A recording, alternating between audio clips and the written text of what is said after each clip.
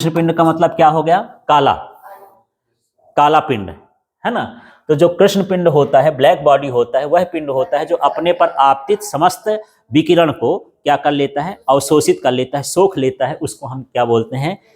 हाँ, कृष्ण पिंड बोलते हैं। ठीक है। और एक हम कभी समझते हैं कि यार हमारे ब्रह्मांड में भी ब्लैक बॉडी है, कृष्ण पिंड है। जब कोई भी तारा मरता है तो जैसे मान लो आग को जलाते हो तो लास्ट में कोयला बचता है, काला हो जाता है। ऐसे सूर्य भी अभी उसके अंदर जो है हाइड्रोजन हीलियम वगैरह जलता जाता है, जलता जाते एक कंडीशन आएगी कि सब जल के खत्म हो जाएगा। तो क्या बन जाएगा?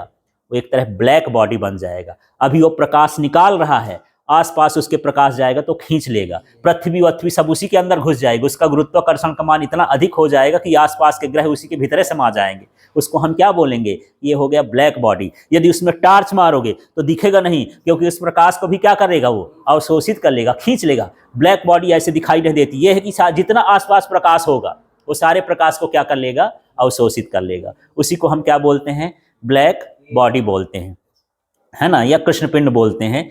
तो इसी तरह से देखो भगवान ने हमारी कितनी अच्छी संरचनाएं बनाई हैं। ये जो ये ऊपर ये लगा दिया है, क्योंकि ये सूर्य का प्रकाश जब आए तो हमारे शरीर में ज्यादा ना पड़े। ठीक है, ये यही सारा कुछ क्या कर लेता? अवशोषित। ये तो कुचालक है ना, अवशोषित करेगा तो हमारे शरीर के अंदर कहाँ जाएगा यार? उधर ही से निकालता रहेगा। ठीक है। आंख का सिस्टम देखो, यहाँ का भाव वगैरह ये काला, ये सिस्टम क्यों बनाया कि जब सूर्य का प्रकाश पड़े तो आंख में न जाके यहीं थोड़ा अवशोषित हो जाए, यहाँ थोड़ा अवशोषित हो जाए। ये बीच में करिया करिया ये बना है पुतली वगैरह, इसके अंदर अवशोषित हो जाए। ठीक है, कि ज्यादा प्रकाश हमको न मिले। तो ये सारा सिस्टम किसके लिए बना है? Black body. और हम इसको छिनाए पड़े हैं आजकल ब्यूटी पार्लर में जाकर के, ऐसा। ठीक है, तो ऐसा नहीं। तो कृष्ण पिंड ये होता है।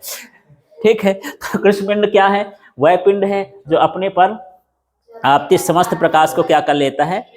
अवशोषित कर लेता है।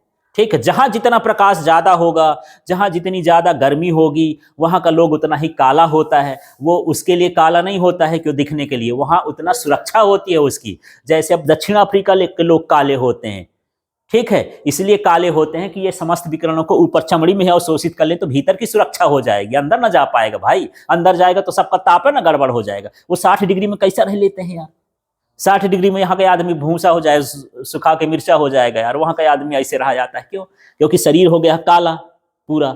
जो भी विकिरण आता है ऊपर की चमड़ी, मरी हुई चमड़ी अवशोषित कर लेती है, अंदर नहीं जाने देती। अंदर नहीं गया तो सुरक्षित रह जाता बारह सिस्टम। ऐसा होता है। हाँ, धूप ज्यादा तेज रहती है क्योंकि जो पृथ्वी की संरचना होती है ना, तो बीच में सूर्य इधर से इधर तक ही जाता है, तो इसमें सीधी किरणें पड़ती हैं। इसमें सीधी किरणें पड़ती हैं तो तेज। जैसे इस समय ठंडी हो रही, ठंडी इसलिए हो रही कि सूर्य हमसे दूर हो गया तो हमको ठंडी लग रही है। ठीक है, और वहां सूर्य लगता है इसके पास पास ही रहता है। तो धूप कैसी होती? तेज होती है। धूप तेज होगी तो ज्यादा गर्म होगा, ज्यादा गर्म होगा तो उनको नुकसान होगा। आप वहां सर्वाइव ना कर पाओगे, महीना 2 महीना में निपट जाओगे आप। ठीक है, पर वहां ऐसा हो जाता है क्योंकि उनकी चमड़ी इस तरह से बन गई है। ठीक है, हाँ, आप भी रहोगे तो 2-4 पीढ़ी में बिल्कुल हो जाओगे। यदि वहां चले गए, अच्छे से सुरक्षित रहते हो तो उसी तरह हो जाओगे। ठीक है, ऐसा। 2-4 पीढ़ी। हाँ हाँ, 2-4 दिन। कुछ लोग अमेरिका और ये इधर जाके रखते हैं, तो यहाँ से तो गए करिया करिया उनके बच्चे हो रहे हैं गोरे गोरे, फिर उनके बच्चे और गोरे हो जाएंगे, फिर उसी तरह से मिल जाएंगे। वातावरण के हिसाब से ढल जाता है ना, अनुकूलन कहलाता है साइंस में ऐसा। ठीक है, अब यहाँ पर मैं लिखता हूं वीन का विस्थापन नियम। ये है, इसी को पढ़ देना है। ये कृष्ण पिंड के लिए। कृष्ण पिंड से उत्सर्जित अधिकतम तरंग दैर्ध्य। यहां पर लैम्डा का मतलब तरंग दैर्ध्य है और यम का मतलब मैक्सिमम है, अधिकतम। कृष्ण पिंड से उत्सर्जित अधिकतम तरंग दैर्ध्य उसके ताप के व्युत्क्रमानुपाती होगा। माने यदि ताप ज्यादा होगा तो तरंग दैर्ध्य कैसा निकलेगा? कम निकलेगा। और यदि ताप कम होगा तो तरंग दैर्ध्य कैसा होगा? ज्यादा।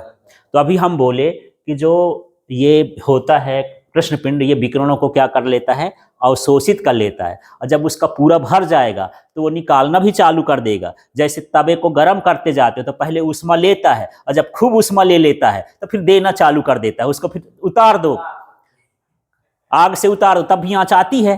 ऐसे ही है, तो ये लेते जाएगा, जब इसका पेट भर जाएगा तो ये भी देना चालू कर देगा यार। ऐसा हो गया। तो यही कहलाता है वीन का विस्थापन नियम। ये कृष्ण पिंड से उत्सर्जित, फिर इसका नाम लो एम का मान, एम माने अधिकतम तरंग दैर्ध्य उसके ताप के व्युत्क्रमानुपाती होता है। इसे हम क्या कहते हैं? वीन का विस्थापन नियम। ठीक है। इसके बाद यहां पर एक और लिख देता हूं, क्या? स्टीफन का नियम। बस यहां पर स्टीफन का नियम ये है, कृष्ण पिंड से उत्सर्जित अधिकतम ऊर्जा उसके परम ताप के चतुर्थ घात के समानुपाती होती है। टी का मतलब परम ताप, 4 का मतलब चतुर्थ घात, और इसका मतलब समानुपाती, और इसका मतलब क्या हो गया? ऊर्जा। तो क्या कहलाएगा? कृष्ण पिंड से उत्सर्जित ऊर्जा, अधिकतम ऊर्जा, फिर उसके परम ताप के चतुर्थ घात के समानुपाती होती है। ये किसका नियम है? स्टीफन का नियम। तो ये सारा चीज किसमें हमको समझना है? कृष्ण पिंड। तो समझ में आ गया है ना? तो कृष्ण पिंड क्या कहलाया? अपने पर आपतित को अवशोषित कर लेता है, समस्त विकिरण को अवशोषित कर ले, उसे हम क्या कहते हैं? कृष्ण पिंड कहते हैं। कृष्ण पिंड से संबंधित वीन के विस्थापन का नियम क्या है?